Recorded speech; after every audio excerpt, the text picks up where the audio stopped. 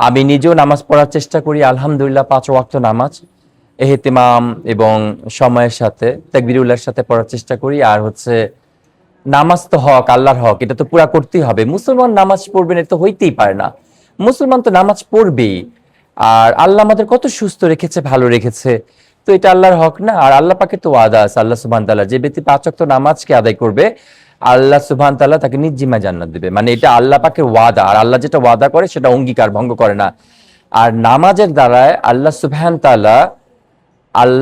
তাআলা বান্দার রিজিককেও কিন্তু প্রশস্ত করে দেয়। নামাজের দ্বারা আল্লাহ সুবহানাহু তাআলা কবরের আযাবকে বন্ধ করে। নামাজের দ্বারা আল্লাহ সুবহানাহু তাআলা কাল হাসর নাসরে বান্দাকে ডান হাতে আমলনামা দিবে।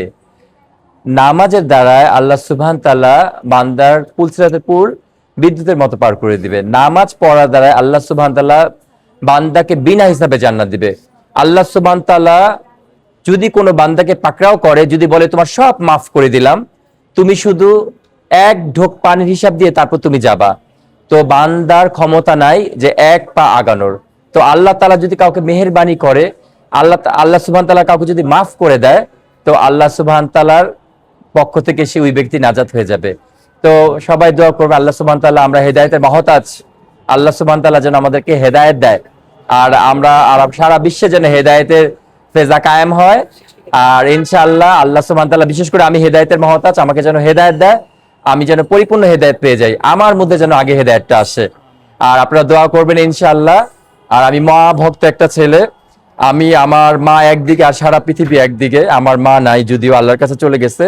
আমার মা আমার জন্য অনেক দোয়া করে গেছে। আমরা অনেকগুলো ভাই বোন, তার মধ্যে সবচেয়ে প্রিয় ছিলাম আমার মায়ের কাছে আমি। তো আসলে বাহিরে যখন আমি কোনো বৃদ্ধ মাকে দেখি আমার কাছে, আমি যখন গাড়িতে যাই, যখন একটা টাকার জন্য আসে, তখন কিন্তু দেখলে আমার এই মুখটা দেখলে আমার মায়ের মুখ ভাসে।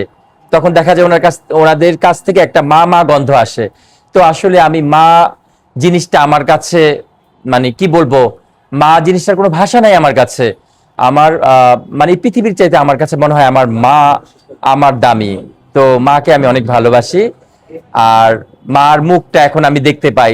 আমাদের সমাজে অনেক বৃদ্ধা আছে, আমাদের সমাজে অনেক ভিক্ষুক আছে, কিছু থাকে না যে একটু বুড়ি টাইপের মহিলা ভিক্ষা করছে।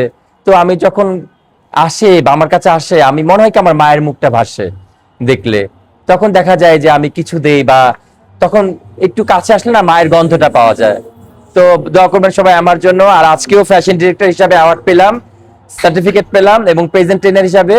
তো আমার জন্য সবাই দোয়া করবেন, ভালোবাসবেন। বাংলাদেশের জন্য যেন নতুন কিছু বই আনতে পারি, এবং আমি যেন বাংলাদেশকে বিশ্বের মধ্যে রিপ্রেজেন্ট করতে পারি, এবং আমার স্টুডেন্টরা যারা প্রেজেন্টের জন্য এখন তৈরি হচ্ছে, তারা যেন প্রেজেন্টটা করতে পারে দেশের বাইরে। তো এই প্রস্তুতিও চলছে, এবং তারা নিয়মিত ক্লাস করছে আমার আর মডেলিং একাডেমিতে।